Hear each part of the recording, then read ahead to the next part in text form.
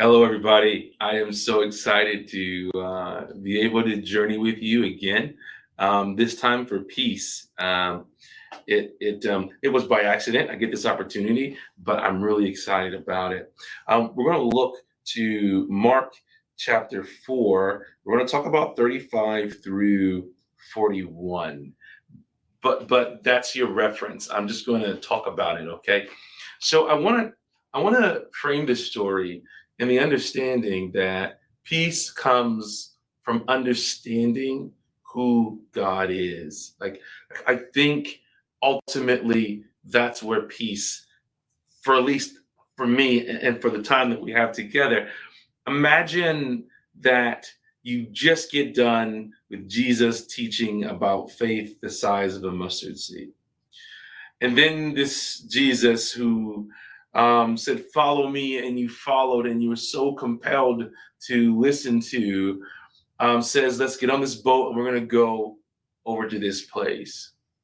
And these are fishermen, right? Most some of them are fishermen. And a storm begins to brew, and it's treacherous, and the boat's rocking, and the water is too deep, I guess, to stand up in, apparently. And the disaster is in. If we wreck, we die. So I'm thinking some pretty big waves, and because there had to have been some swimmers on the boat, but it had to have been so bad that the sky is cracking open, the wind is rushing, the waves are just going crazy, and the boat is rocking, and all these things are going on calamitous. The other disciples are running back and forth and going crazy, and if we don't pay attention to the scripture, we lose sight of the fact that during this whole time Jesus is laying on a pillow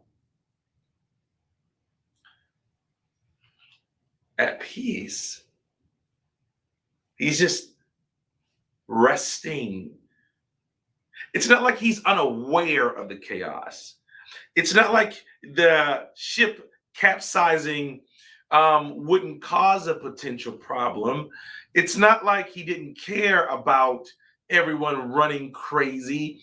He was just at peace. He was whole. He wouldn't allow the circumstance to take away from the wholeness that he has from the power of knowing who his father was and the business in which he had to carry out, and that control that God has on everything. There is no outcome that God can't put a hand on. There is no trouble that God can't call rest to. There is no problem that God can't walk us through. It can be painful. It can be distracting. It can be frustrating. It could be calamitous on every hand, but that does not mean that we have to lose our peace.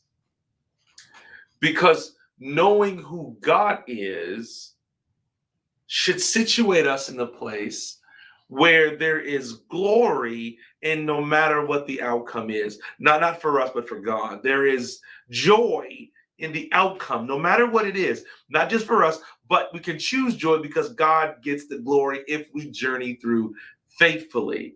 Fight or flight can cause you to make decisions that you normally wouldn't make. It would cause you to leap before you were meant to. It caused you to freeze when you're supposed to be moving. But knowing who God is will gives you peace, wholeness, calmness, peace. Because what happens next is the outward peace, where Jesus gets up and he says, "Peace be still," and he calms the raging storm. And even if the storm wanted to continue to rage, because Jesus spoke, the Creator spoke, the Logos spoke, it had to rest. And we call that peace. But I challenge that.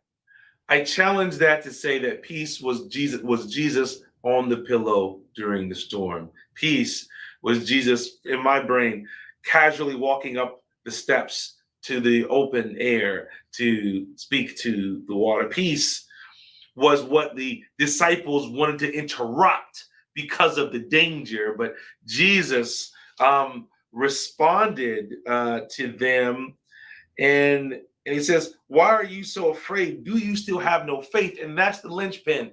That that that peace is connected to our understanding of who God is, because then we can have faith that no matter the storm, the calamity, the problem we have to go through, that we know who God is. And with that, we can have faith to lay our rest on the pillow of God's consistency. And so problems may happen, illness may come, calamity may come, pandemics may come, outbreaks may come, everything can come, but it doesn't matter. We will journey through and we'll do what we have to do, but we'll do it with peace, calmness, wholeness, a sense of unprovoked calm. You get what I'm saying? It's like when your kid is scared of the dark and they come and get you and they're panicking because they don't know what's in there, but you're like, I got this, because you know what's in there. Another example is when you are giving someone a riddle and they're struggling trying to find the answer, struggling trying to get what it is, and you're just sitting there, you're like, yeah, I got him. Because you know you're going to guide them to the answer. I see that's the peace that came on that fateful day when a little child was born in Bethlehem.